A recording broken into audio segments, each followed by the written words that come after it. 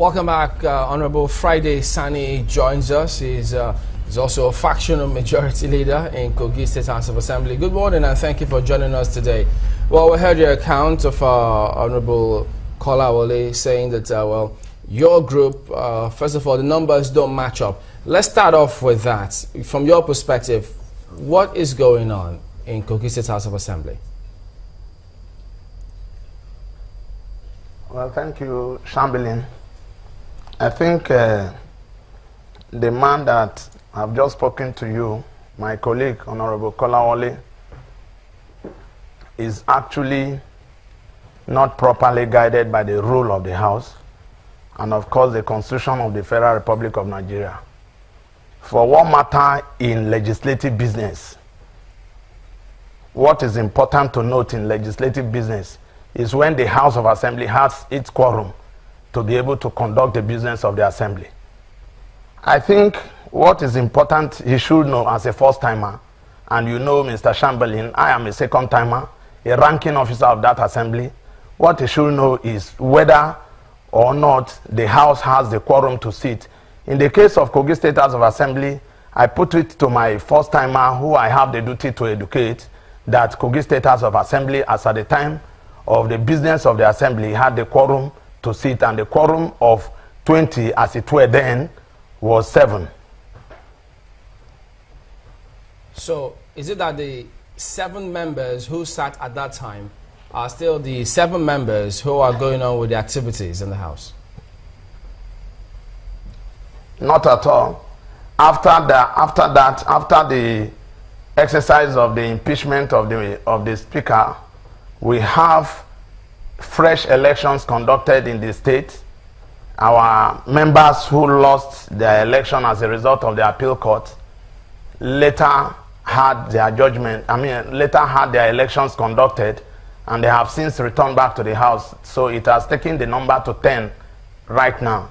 Okay, because we did ask him if it's just 5 of you who are sitting, and he says yes, that the other 5 went for a rerun and they're not through with it, but you are saying that they are back and you are 10. You see, I have told you that is a first-timer, is lacking both in knowledge and information of the House of Assembly. And I'm telling you now that the members of the State House of Assembly, by simple mathematics, you should be able to know what we have at the moment.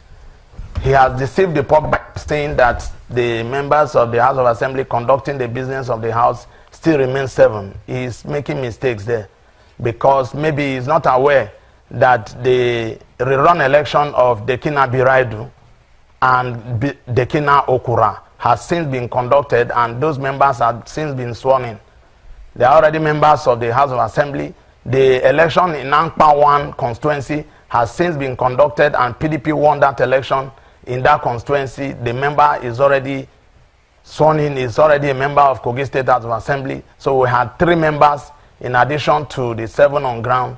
We today have 10 members of Kogi State House of Assembly. Channels TV reporter was in the sitting of yesterday, and I put it to you, you can recall your coverage of yesterday and count, do head count, and you see that Mr. Kolawole only came out to deceive the public, and I'm here to put the wrong right. All right, we'll do that subsequently. But then he also said that the governor met with the National House of Assembly, and that the governor is even meeting with your group, and that he is also the one influencing what your group is doing. Is that correct? It's not correct at all. I'm not aware of this information, and I don't think such information is in existence.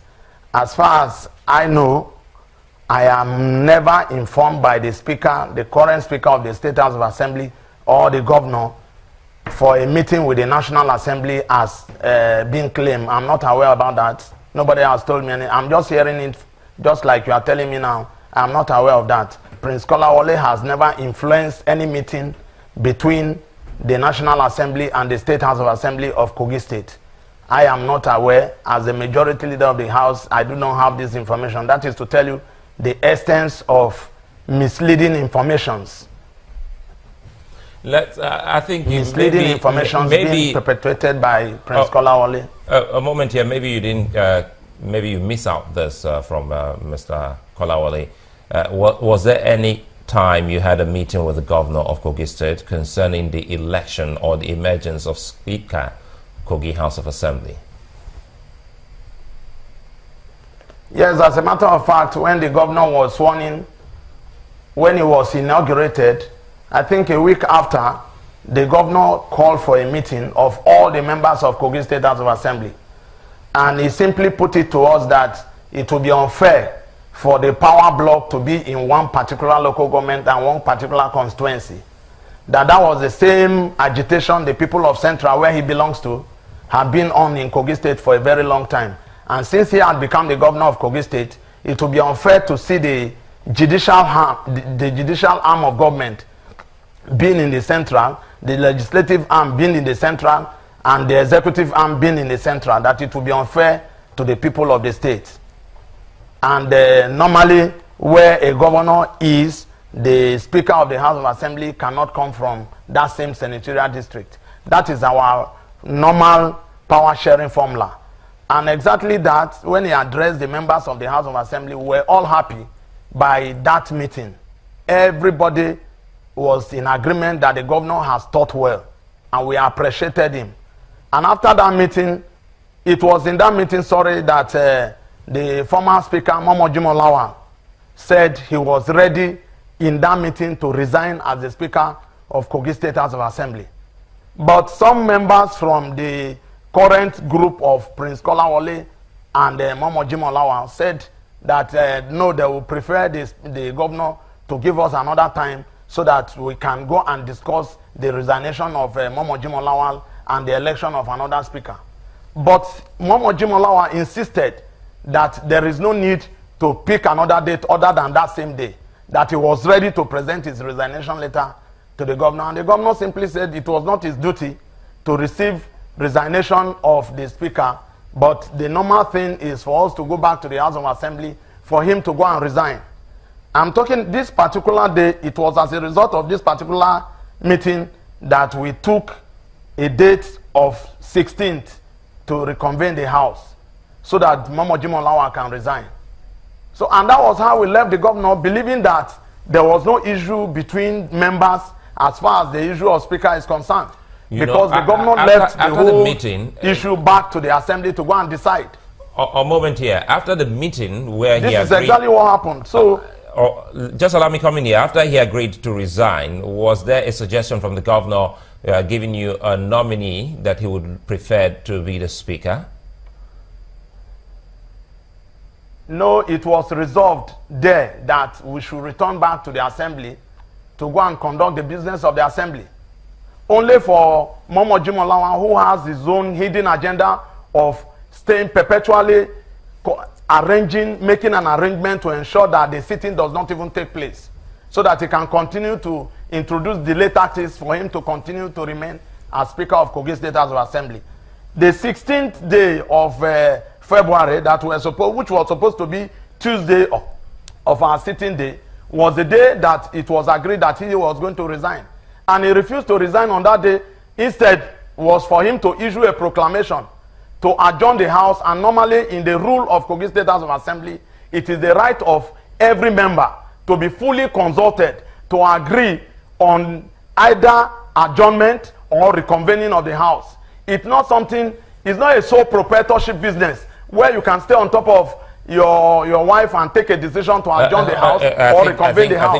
It is a different thing here, following the rule of the House. It's not watershed yet. So if you look at our order 15.1, it is very clear. For every adjournment, for every reconvening of the House, members must be fully consulted. But in this case, because he didn't want to resign, he wanted to continue to introduce the late tactics, he adjourned the House on his own. And when we came to the floor of the House and we discovered that he has adjourned the House, we took the decision of holding the House that day. That is exactly what happened. I think you let me come in now. I think we'll have to be circumspect in your choice of words. It's not watershed yet. We'll have to be mindful of language we use when we are on air live.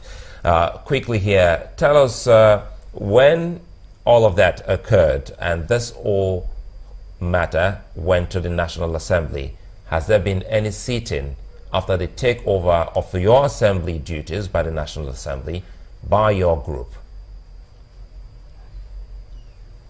Well, thank you so much. I think the word takeover is another issue that I needed to use this opportunity to resolve. Please let us take note of the fact that Section 11(4) of the Constitution of the Federal Republic of Nigeria does not have any word called takeover. If what the National Assembly depended on, if they really depended on Section 11(4), there is no word takeover, because in lawmaking, every word that is being used has to be properly defined. The word takeover is strange, is alien to the Constitution of the Federal Republic of Nigeria. What Section 11(4) simply said is that where a state, a particular prevailing circumstance in a state, does not allow the House of Assembly to carry out his duties and functions, or the House is unable to function, Section 11(4) shall be invoked for the National Assembly to make laws for the state, as if it is the House of Assembly of that state that is making that law, not takeover. The word takeover is what is being used to deceive the public till today. You haven't answered the question. Like takeover. How do you take over? If the assembly, if when the there national, was a crisis in the National Assembly that led to the killing, boxing and killing of a man, who took over the responsibility of the National Assembly? Let's take off semantics a moment. If you say, since the National Assembly came into this, and since the start off of that constitutional provision of the National Assembly on the affairs of Kogi Assembly, have you been meeting?